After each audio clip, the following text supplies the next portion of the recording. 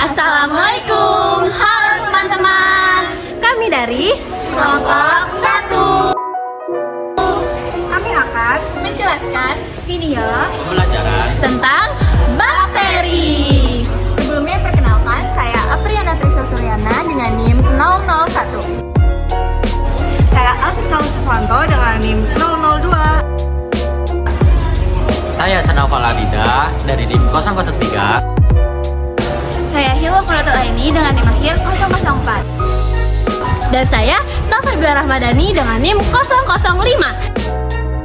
Selamat menyaksikan. Bentuknya kecil, tapi sekalinya bikin ulah satu dunia yang kerepotan. Ia adalah bakteri. Bakteri merupakan kelompok organisme uniseluler yang tidak memiliki membran inti sel, yang termasuk prokariota yang sangat kecil. Dalam kehidupan sehari-hari, sebenarnya tidak sulit menemukan bakteri pada tubuh manusia. Bahkan terdapat bakteri yang dapat membantu sistem pencernaan. Bakteri merupakan organisme yang memiliki sel tunggal, tidak memiliki membran inti, serta memiliki ukuran mikroskopis yang artinya diperlukan mikroskop untuk dapat melihatnya. Bakteri tidak memiliki inti sel atau nukleus, kerangka sel, dan organel lainnya, contohnya mitokondria dan kloroplas. Jika kita tidak bisa melihat bakteri secara langsung, lalu seperti apa sih struktur bakteri? Perhatikan gambar berikut ini ya.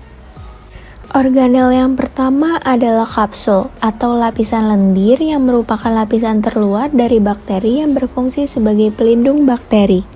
Organel yang kedua adalah dinding sel, yang merupakan pelindung bakteri tersusun dari bahan peptidoglikan yaitu protein dan polisakarida. Di bawah dinding sel masih terdapat satu lapisan pelindung yaitu membran plasma atau membran sel, yang merupakan lapisan pelindung yang tersusun dari protein dan fosfolipid dan berperan dalam mengendalikan transport zat menuju ke dalam dan keluar sel. Organel yang keempat adalah mesosom, yaitu organel yang berasal dari membran plasma yang mengalami invaginasi, yaitu melipatnya ke dalam sitoplasma. Sitoplasma merupakan bagian cair dari dalam sel yang selain mengandung nutrisi, di dalam sitoplasma juga terdapat nukleus dan ribosom. Organel yang keenam adalah DNA, yang merupakan materi genetik bakteri yang terdapat dua materi yaitu DNA kromosom dan plasmid. Organel yang ketujuh adalah pili, yang berfungsi untuk membantu bakteri menempel pada media tempat hidupnya. Dan yang terakhir adalah flagella, yang merupakan alat gerak bakteri yang terdapat di dinding sel. Pertama, berdasarkan bentuk pengelompokan bakteri dibagi lagi menjadi 3, yaitu kokus, basil, dan spiral. Untuk bentuk kokus adalah bakteri yang mempunyai bentuk bulat atau bujur telur. Organisme kokus bisa hidup dengan sendiri. Istilah biologinya adalah monokokus. Tetapi, bisa juga hidup dalam formasi dengan bakteri kokus lainnya, misal 2 kokus yang bergabung disebut diplococcus, sedangkan 4 kokus yang membentuk kotak disebut tetracoccus. Bakteri genus Sarcina tersusun 8 bakteri dan membentuk kubus. Susunan yang umum dari bakteri kokus ini yaitu rantai bakteri. Istilah lainnya Streptococcus. Dan jenis lain terdapat formasi yang tidak beraturan seperti tumpukan buah anggur yang kita kenal dengan istilah Staphylococcus. Kemudian, untuk bentuk basil atau bacillus adalah golongan bakteri yang berbentuk batang. Kebanyakan bakteri adalah berbentuk batang tunggal. Istilahnya monobacillus. Ada juga diplobacillus yang muncul secara berpasangan setelah pembelahan. Dan streptobacillus muncul secara berantai. Terdapat juga bakteri bacillus yang pendek dan gemuk seperti kokus yang kita kenal dengan istilah Coccobacillus. Untuk bentuk spiral atau spirilium adalah bakteri yang berbentuk lengkung dan nampak seperti spiral. Variasi bentuknya ada vibrio, ini berbentuk koma jika lengkung itu kurang dari setengah lingkaran. Kemudian spiral juga bentuk lengkung lebih dari setengah lingkaran. Dan spiroseta yang bentuk lengkungnya itu membentuk struktur yang fleksibel. Kedua, pengelompokan bakteri berdasarkan jumlah dan letak flagelnya. Flagella atau yang sering disebut dengan bulu cambuk adalah bagian dari struktur sel yang berbentuk seperti cambuk yang memanjang keluar dari permukaan sel dan berfungsi sebagai alat gerak. Pengelompokan berdasarkan flagel tersebut diantaranya yaitu pertama ada amfitrik yaitu satu flagella di setiap sisi, kedua ada peritrik yaitu flagella di seluruh bagiannya, ketiga ada atrik yaitu tidak memiliki flagella, keempat ada monotrik yaitu satu flagel di salah satu sisi, dan kelima ada lophotric yaitu beberapa flagella di salah satu sisinya. Ketiga, pengelompokan bakteri berdasarkan kebutuhan terhadap oksigen. Berbeda dari makhluk hidup lain yang membutuhkan oksigen, ada beberapa jenis bakteri yang bisa hidup tanpa oksigen. Bakteri jenis ini disebut dengan bakteri anaerob. Meski begitu, tetap ada jenis bakteri yang membutuhkan oksigen untuk hidup atau sering disebut dengan bakteri aerob. Salah satu contoh bakteri aerob adalah bakteri nitrifikasi yang akan membawa amonia menjadi nitrat. Sedangkan contoh bakteri anaerob adalah Micrococcus denitrificans adalah bakteri denitrifikasi. Ia mengubah senyawa nitrat menjadi gas nitrogen bebas yang kemudian dilepaskan ke atmosfer dalam siklus nitrogen. Proses ini disebut denitrifikasi. Keempat, pengelompokan bakteri berdasarkan karakteristik dinding sel. Cara pengelompokan bakteri berdasarkan karakteristik dinding sel dikenalkan oleh Hans Christian Gram pertama kali melalui pewarnaan Gram. Pada pengelompokan ini, bakteri dibedakan menjadi bakteri Gram negatif, bakteri Gram positif, dan bakteri tidak berdinding sel. Pertama, bakteri Gram negatif adalah bakteri yang memiliki lapisan peptidoglikan tipis dan dinding sel mampu menyerap warna merah.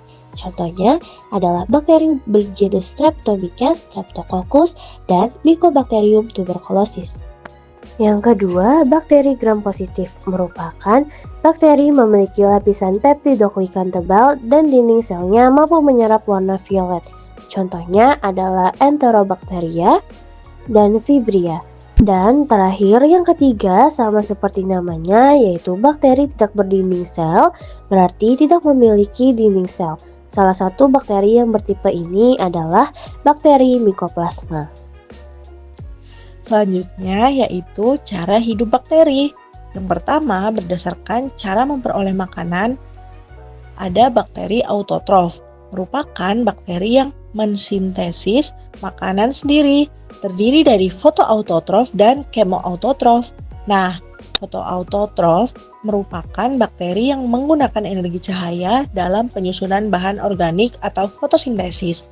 Lalu, kemoautotrof yaitu bakteri yang menggunakan bahan anorganik dalam penyusunan bahan organik atau kemosintesis. Yang kedua, ada bakteri heterotrof, bakteri yang mengambil senyawa organik dari organisme lain, jadi tidak dapat membuat makanan sendiri. Contohnya ada bakteri saprofit, dekomposer atau pengurai sisa makhluk hidup, dan bakteri parasit, patogen atau menjangkiti inang.